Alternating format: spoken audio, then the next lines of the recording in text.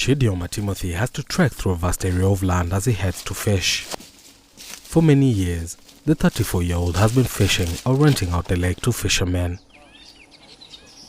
But that all changed in 2019, owing to an oil spill blamed on the Shell asset.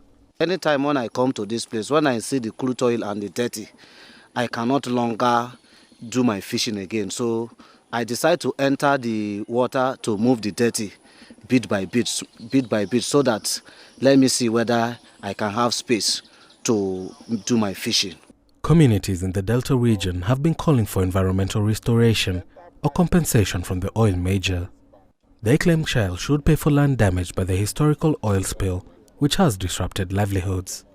People used to rent this lake to fish, but now, because of the spill, they are not coming again to rent the place again. And when people come to rent this place, the family normally survive with that method. That is our revenue. But from the beginning of the spill now, that revenue is not there again. If they live like that without healing the soil, how do we survive? Because we depend on farming and fishing. And all the lakes and all the farms has been destroyed by crude. Experts are now calling on authorities to ensure that Shell safely dismantles its old infrastructure or pays to remove them from the Niger Delta before its exit. This follows a Shell announcement in January that it will exit Nigeria's onshore and shallow water operations.